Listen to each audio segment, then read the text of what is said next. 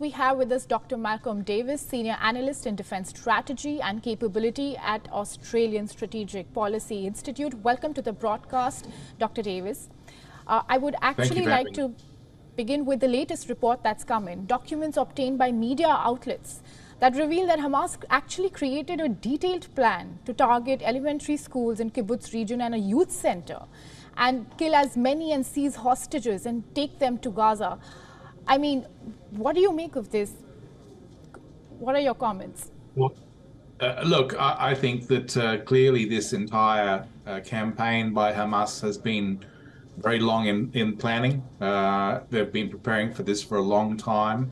Their goal was to inflict as much death and destruction on the Israelis as possible, as quickly as possible, and also to capture those hostages and then withdraw them to Gaza, whereby they would be able to use them as human shields or as bargaining chips. So this is a brutal, evil group of terrorists that clearly sought to launch a major attack on Israel, and they achieved that. But now they're going to reap that whirlwind in the sense of the Israelis' response with this massive ground invasion.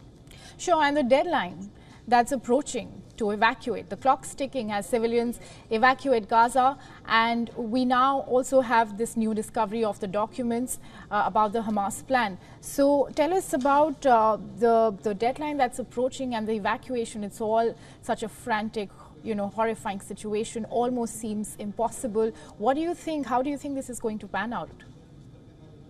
Look, in principle, I think the Israelis are doing the right thing by ordering that evacuation, because the safest place for innocent Palestinians that are not involved with Hamas to be is as far south as possible. It's logical that you wouldn't stay as far north as possible where the fighting will be occurring. So I think the Israelis are trying to get that message across, get out now as fast as you can. The practical aspects, of course, is a bit more difficult in the sense that we are talking about a large number of people in a very constrained urban environment that is densely populated, and it's going to be extremely difficult for those people to move south. And in addition to that, the Egyptians have closed the border crossing at Rafah in the south, so they can't leave Gaza.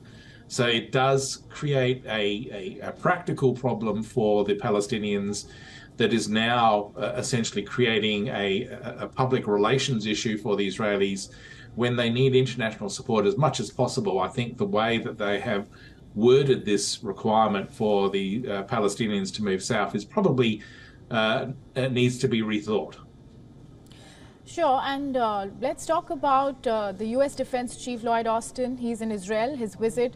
What different can we expect out of this visit? Because before this, the Secretary of State, U.S. Secretary of State Antony Blinken was also on a visit. Look, I think both Secretary of State Blinken and Secretary of Defense, U.S. Secretary of Defense, are in the region for quite good reasons. They are trying to manage this crisis as best they can. I don't think there's any intention on the part of Secretary of State Watkins or Secretary of Defense Watkins, or Secretary of State Blinken, to try and find an end to this crisis, because they understand that Israel needs to go in and destroy Hamas. So what the visit is for is to ensure that Israel recognizes it has US support to do that.